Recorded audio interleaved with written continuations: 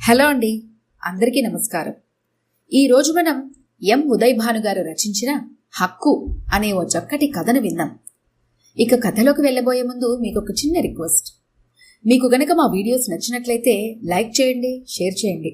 మరిన్ని ఇంట్రెస్టింగ్ కథల కోసం మా ఛానల్ని తప్పకుండా సబ్స్క్రైబ్ చేసుకోండి. ఇక కథలోకి వెళ్దాం.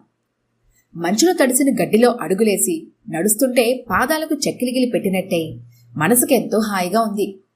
ఆ పార్క్లో రోజు మార్నింగ్ వాక్ రావడంతో రాఘవరావు గారి దినచర్య మొదలవుతుంది. ఆయన ఓ పచ్చని చెట్టు పక్కనున్న బెంచిపై కూర్చొని చుట్టూ పరికించి చూశారు. ఎవరో ఆత్మీయును చూసి పలకరిస్తున్నట్టుగా కొమ్మల మీదున్న పక్షులు కిచకిచమంటూ పలకరించాయి. ఆ చిన్నారి పిచ్చుకల కిచకిచలు వినగానే కొద్ది దూరంలో ఉన్న తల్లి పక్షి పిల్ల పిచ్చుకల దగ్గర వాలి నోటితో వాటికి ఆహారం అందిస్తుంటే ఆ దృశ్యం చూసిన ఆయన కళ్లల్లో ఆనందం పొడసూపింది. బెంచి క్రింద బుల్లి కుక్క పిల్లలు కుయి కుయ్యమంటూ పిలవగానే వాటి తల్లి వాటి దగ్గరే చేరి పాలియసాగింది. ఆయన ఆ దృశ్యం చూడగానే ఒక్కసారి దీర్ఘంగా నిట్టూర్చారు. ఇంటి దగ్గరుండి తన ముద్దుల మనవరాల సృజన గుర్తుకొచ్చి మొహంలో విషాద ఛాయ అలుముకుంది. ఈ పాటికి 3 ఏళ్లైన నిండిన సృజనకు తన కొడుకు కోడలు ఇచ్చే ట్రైనింగ్ తంతు ముగిసి ఉండవచ్చని ఇంటికి బయలుదేరారు రాఘవరావు గారు.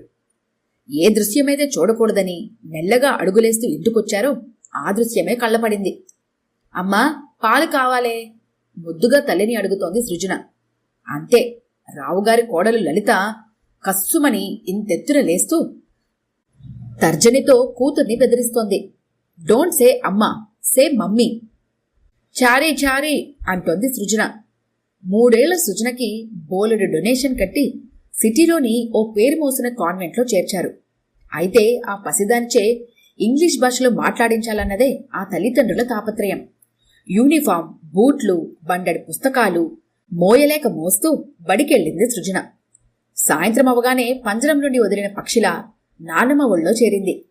మనవరాలని గుండెలకు హత్తుకున్న అన్నపూర్ణమ్మ సృజన ఫ్రాక్ తడిగా ఉండటం గమనించింది. ఏం తల్లి, బళ్ళో బాత్రూం లేదా? ఉంది.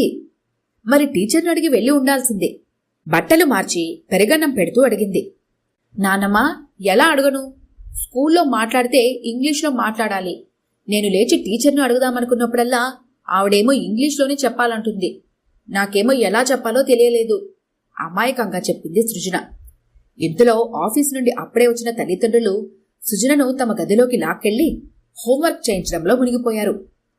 ఇంకో రోజు తాతయ్య ఒడిలో చేరి, తాతయ్య, నేనా బడికి వెళ్లను అంది సృజన. ఎందుకు తల్లి? ముద్దుగా అడిగారు. ఏంటో తాతయ్య, ఆ బళ్ళో ఎవ్వరూ మాట్లాడరు.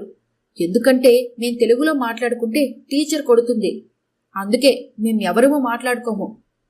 వింటున్న రాఘవరావు గారి మనసు వికలమయ్యింది. పసివాళ్లను నోరెత్తకుండా హింసిస్తున్న అమానుషత్వానికి చలించిపోయారు. మరునాడు ఉదయమే సృజనతో బాటుగా స్కూల్కి వెళ్లి ఆ టీచర్ను మందలిద్దామనుకున్నాడు. కాని అన్నపూర్ణమ్మ వద్దని వారించింది.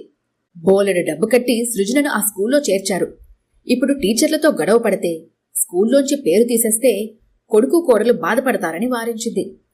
చూస్తుండగానే చిల్డ్రన్స్ డే వచ్చేసింది.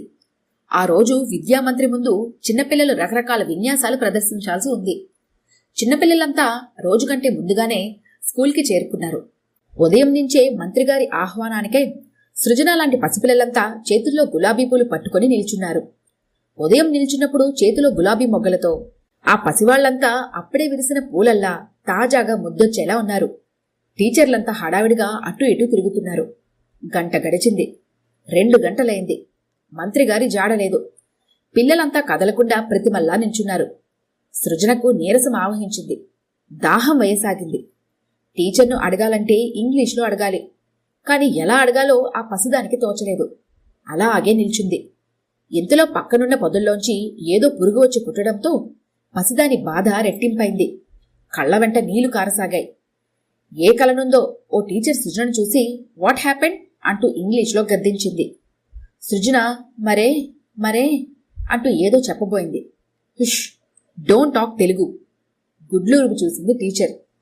మౌనంగా దుఃఖం దిగమింగుకొని అలాగే నిల్చుంది సృజన. మంత్రిగారు ఇంకా దయచేయనే లేదు.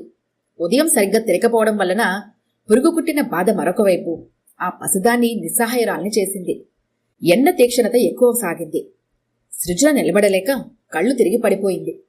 దూరంగా నిల్చున్న ఆయా సృజన దగ్గరికి చేరి ఏమైందమ్మా అని అడగటంతో కళ్ళు తెరిచి ఏదో కరిచింది అంటూ కాలు చూపించి తల వేలాడేసింది.